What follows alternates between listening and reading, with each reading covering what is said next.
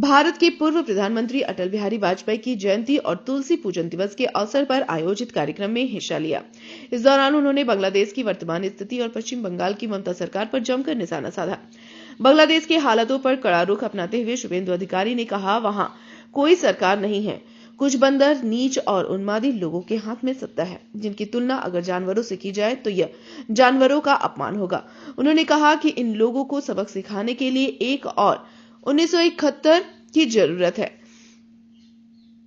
उन्होंने सुझाव दिया कि ऑपरेशन सिंदूर की तरह इधर से कुछ ड्रोन भेजकर बाकी का काम हम करेंगे। राज्य की राजनीति पर बोलते हुए शुभेंदु ने दावा किया कि पश्चिम बंगाल में अगले साल अप्रैल महीने में सुशासन आएगा। उन्होंने साल 2011 के सत्ता परिवर्तन पर कटाक्ष करते हुए कहा, 11 साल पहले बहुत मेहनत के बाद परिवर्तन लाया गया था, लेकिन वह वास्तविक परिवर्तन नहीं था। उस परिवर्तन से केवल सुफियान और साहबुद्दीन जैसे नेताओं के बड़े बड़े घर बने, जबकि गरीब इंसान गरीब ही रह गया। आरजी कर मामले के आंदोलनकारी डॉक्टर अनिकेत महतो को सुप्रीम कोर्ट से राहत मिलने के बावजूद नियुक्ति न मिलने पर शुभेंदु ने कहा, यह सरकार अब अदालतों को भी नहीं मानती।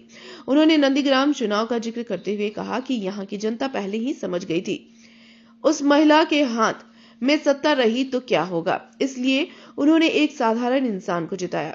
कार्यक्रम के दौरान उन्होंने अटल बिहारी वाजपेयी के चित्र पर माल्यार्पण किया और कहा कि उनके आदर्शों पर चलकर ही बंगाल को भ्रष्टाचार मुक्त बनाया जा सकता है। इस दौरान उन्होंने स्थानीय लोगों के साथ तुलसी पूजन भी किया। शिक्षा दीते गेले भारतवर्षेर एदिक थेके कयेकटा ड्रोन पाठाते होबे ऑपारेशन सिंदूरेर मतो। दादा हिंदी दादा आज अटल बिहारी वाजपेयी का जन्मदिन, आज सुशासन दिवस पूरा देश में मना रहा है, सरकारी ओर से और सामाजिक संगठन पॉलिटिकल ओर से। मैं नंदीग्राम का एमएलए के नाते मेरा यहाँ 286 जो हमारी बूथ है, गांव है, वहाँ एक साथ 10 बजे से चल रहा है। इसमें आज हिंदू का तुलसी पूजन दिवस है, तुलसी चारा डिस्ट्रीब्यूशन हो रहा है, तुलसी माता को वंदन कर रहा है और बाकी 25,000 हमारा जो ब्लैंकेट भी डिस्ट्रीब्यूशन हो रहा है हर बूथ में। दादा बांग्लादेश में लगातार हिंदुओं के ऊपर अत्याचार हो रहा है, वो एक्सट्रीमिस्ट जामाती के हाथ में वो कोई सरकार नहीं है, कानून नहीं है,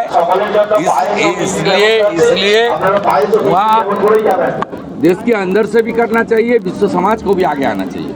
और हम लोग बंगाली हिंदू के नाते, वो हमारी दीपू बंगाली भाई है, उनका परिवार का साथ एक हिंदू को होने के नाते पूरा देश उसका साथ खड़ा हुआ है। यहाँ बाबरी मस्जिद बनाने के लिए बांग्लादेश का मुसलमान ने रुपया भेज रहा है, हम लोग भी उनका जो अकाउंट नंबर है, मोबाइल अकाउंट जो परमिसेबल है, उसमें हम लोग भी हिंदू लोग उनका फैमिली को रुपया भेज रहा हूँ। दादा विपक्ष दलों ने एक बात नहीं बोल रहा है, बांग्लादेश नहीं बोलेगा, तुष्टिकरण का राजनीति, ममता दीदी एक तुष्टिकरण का राजनीति, मुस्लिम वोट बैंक को ठीक रखने के लिए वो हिंदू जब अत्याचारित होता है ये बात नहीं बोलता है, और जब गाजा में बम पड़ता है तब मिছিল करता है।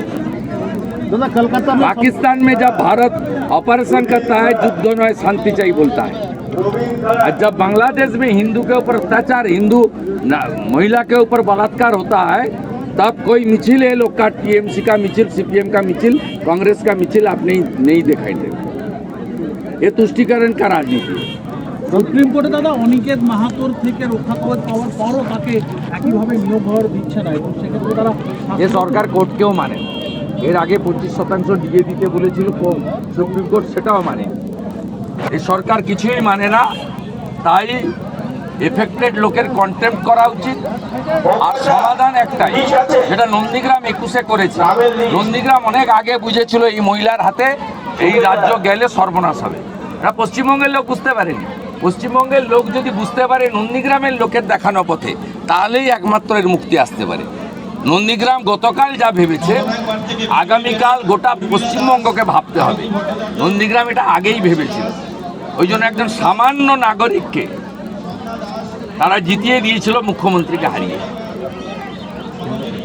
না মহামতি গোখলে আগে বলতেন না, what Bengal thinks today rest of the India thinks tomorrow. CR দাসরা বলতেন, what Midnapore thinks today rest of the Bengal thinks tomorrow.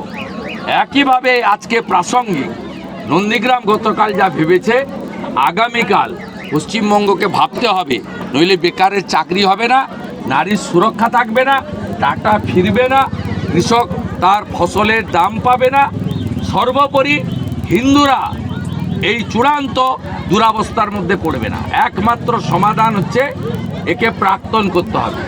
Nandigram একে কম্পার্টমেন্টাল করেছে, আর বাংলার জনগণ যদি চায় কম্পার্টমেন্টাল 4 মাসের মধ্যে করা যেতে পারে। এটাই একমাত্র সমাধানের রাস্তা। অসুখ তো বলছেন, ওষুধটাও তো বলতে হবে। ওষুধটা একটাই, no vote to Mamata. Kolkata के Sen bureau report PVTV news.